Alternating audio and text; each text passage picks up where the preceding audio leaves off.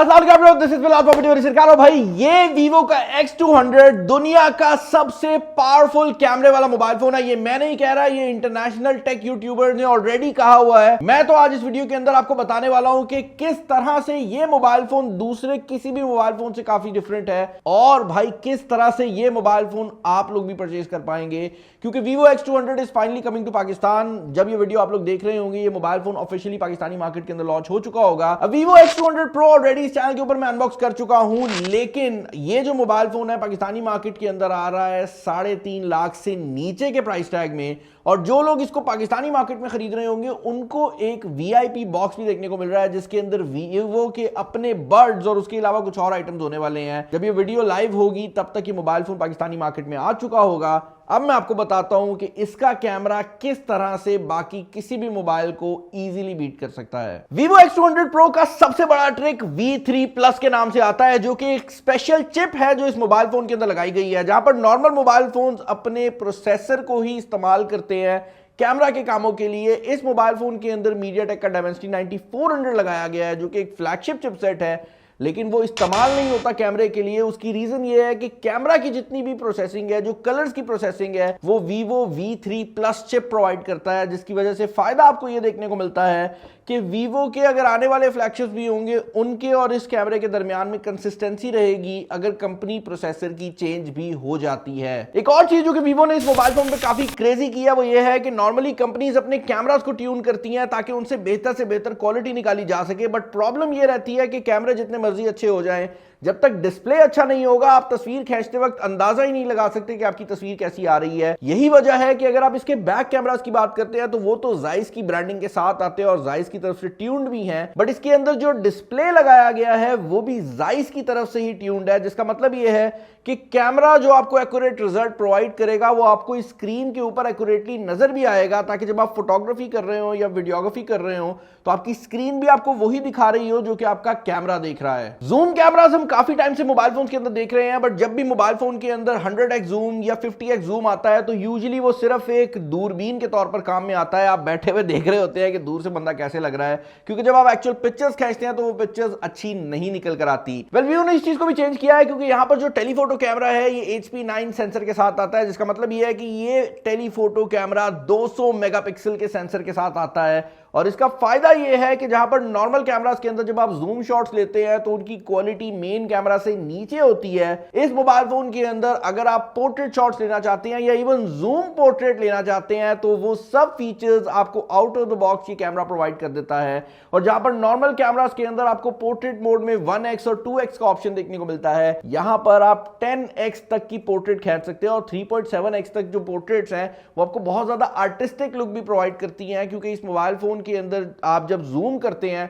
तो आप actual zoom कर रहे होते हैं, जहां पर जो बैकग्राउंड है उसमें भी आपको कंप्रेशन देखने को मिल रही होती है। आपने ऑप्टिकल इमेज स्टेबलाइजेशन का नाम सुना होगा। यूजुअली जो मेन कैमरास होते हैं वो ऑप्टिकल इमेज स्टेबलाइजेशन के साथ आते हैं। कुछ केसेस के अंदर जो टेलीफोटो कैमरास होते हैं उनमें भी आपको ऑप्टिकल इमेज स्टेबलाइजेशन मिल जाती है, ताकि जब आप जूम इन करके तस्वीर खींच रहे हो तो आपका हाथ हिलने पर भी वो तस्वीर ज्यादा ना हिले। बट इस मोबाइल फोन के अंदर ना सिर्फ ऑप्टिकल इमेज स्टेबलाइजेशन दी गई है, उस ऑप्टिकल इमेज स्टेबलाइजेशन को Zeiss की APO सर्टिफिकेशन भी मिली है, जिसका मतलब यह है कि इसको टेस्ट करने का जो मैट्रिक है वो वही है जो कि Zeiss के अपने महंगे सिनेमैटिक लेंसेज का है। और यही वजह है कि जब आप रियल लाइफ में इससे कोई तस्वीर खींचते हैं तो आपको ऐसे लगता है कि आपका हाथ एक जगह रुका हुआ है, और अगर आप हाथ अपना हल्का फुल्का मूव भी कर लेते हैं तो तस्वीर के अंदर जूम शॉट के अंदर आपको उतना डिफरेंस देखने को नहीं मिलता। इस मोबाइल फोन के अंदर क्योंकि एक पावरफुल टेलीफोटो कैमरा लगाया गया है तो इसके अंदर सुपर स्टेज के नाम का भी एक बहुत ही क्रेजी किस्म का फीचर आता है, जहां पर जैसे ही आप इसको किसी स्टेज की तरफ पॉइंट करते हैं जहां पर कॉन्सर्ट वगैरह हो रहा है तो ये कैमरा ऑटोमेटिकली जूम इन कर जाता है। इसको पता है कि दूर स्टेज में चीजें चल रही हैं।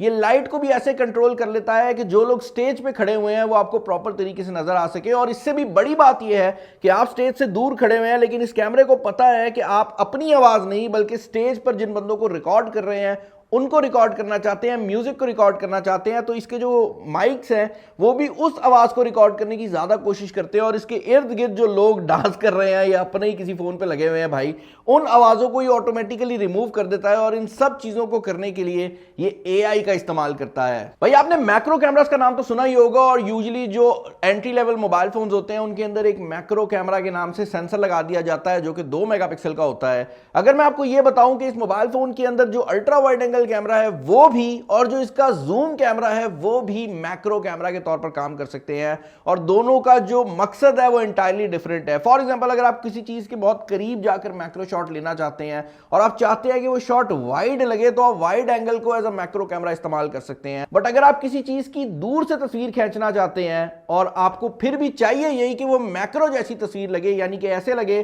कि अगर उंगली की तस्वीर लिया तो भाई उसके अंदर जो आपकी फिंगरप्रिंट्स हैं वो तक नजर आए, तो भाई आप इसका टेलीफोटो कैमरा जो है उसको भी as a macro camera use कर सकते हैं। और मजेदार बात तो ये भी है कि इसके अंदर मैक्रो में भी बोके मोड अवेलेबल है, जिसका मतलब ये है कि अगर आप किसी च्यूंटी की भी दूर से टेलीफोटो कैमरा से तस्वीर खींचते हैं ना भाई, तो ये उसका भी बैकग्राउंड जो है वो ब्लर कर देगा, जिस तरह एक्चुअल महंगे डीएसएलआर कैमरा का होता है। हमने जब इस मोबाइल फोन की टेस्टिंग स्टार्ट की तो हमें रियलाइज हुआ कि इस मोबाइल फोन के अंदर नाइट मोड अवेलेबल नहीं है और बाद में हमें रियलाइज हुआ कि भाई नाइट मोड का नाम लैंडस्केप कन्वर्ट कर दिया गया है और लैंडस्केप मोड के अंदर इतनी ज्यादा चीजों को इकट्ठा कर दिया गया है कि मोबाइल फोन अब खुद डिटेक्ट करता है कि उसने क्या करना है। फॉर एग्जांपल अगर आप रात में लैंडस्केप मोड ऑन कर एक इंसान की तस्वीर खींचते हैं तो ये उस इंसान को लाइट अप कर देगा, बैकग्राउंड को ऐसे एडजस्ट कर देगा जैसे आपने अच्छी लाइटिंग में तस्वीर खींची है। बट अगर आप सेम मोड को ऑन करके चांद की तस्वीर लेते हैं तो ये ऑटोमेटिकली अपना सुपर मून मोड जो है उसको ऑन कर लेगा और आपको चांद की ऐसी पिक्चर प्रोवाइड करेगा जो कि बेसिकली दिखने में ऐसे लगेगा कि आपने किसी टेलीस्कोप से ली है।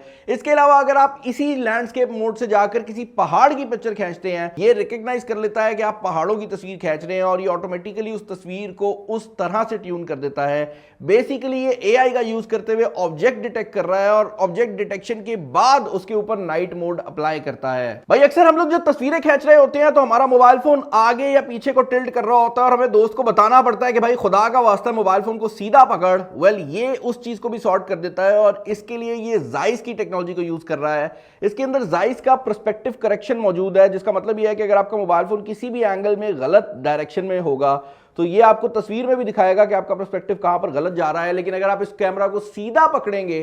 तो ये ऑटोमेटिकली उसकी जो डायरेक्शन है वो आपको दिखा देगा कि भाई कैमरा सही आपने पकड़ा हुआ है। इसका फायदा ये है कि वो लोग जो कि बहुत ज्यादा लैंडस्केप फोटोग्राफी करते हैं उनको ये हेल्प आउट कर सकता है कि भाई अगर आप कोई बड़े पहाड़ों की या वादियों की पिक्चर ले रहे हैं तो वो पिक्चर एक्यूरेट कैसे आएगी। ये mobile phone 8K video recording कर सकता है। ये सुनकर शायद आपको अच्छा ना लगे, लेकिन अगर मैं आपको ये बताऊं कि ये full Dolby vision 4K 30 frames पर सेकंड रिकॉर्ड कर सकता है तो आपको काफी क्रेजी लगना चाहिए, क्योंकि ये mobile phone hardware based HDR videos के ऊपर अप्लाई कर सकता है और इसके अंदर 10 बिट लॉक की फंक्शनैलिटी भी मौजूद है। बट डिफरेंस ये है कि जहां पर 10 बिट लॉक अगर आपने आईफोन पे शूट करना होता है तो आपको उसके साथ हार्ड ड्राइव लगानी पड़ती है या SSD लगानी पड़ती है। इस मोबाइल फोन के केस के अंदर आप 10 बिट लॉक भी शूट कर सकते हो और आपको कोई एक्स्ट्रा इक्विपमेंट लगाने की भी जरूरत नहीं है। और यहां पर क्योंकि आपको टेलीफोटो कैमरा भी एक फुल फ्लेज कैमरा देखने को मिलता है तो आप टेलीफोटो कैमरा को यूज करते हुए जूम इन पोर्ट्रेट वीडियोस भी निकाल सकते हैं जो कि अगेन 4K 30 फ्रेम्स पर सेकंड में काम करेंगी। फाइनली भाई कैमरा को एंड करने से पहले मैं ये बात क्लियर कर दूं कि इस मोबाइल फोन के अंदर जो स्लो मोशन वीडियो है वो भी आपको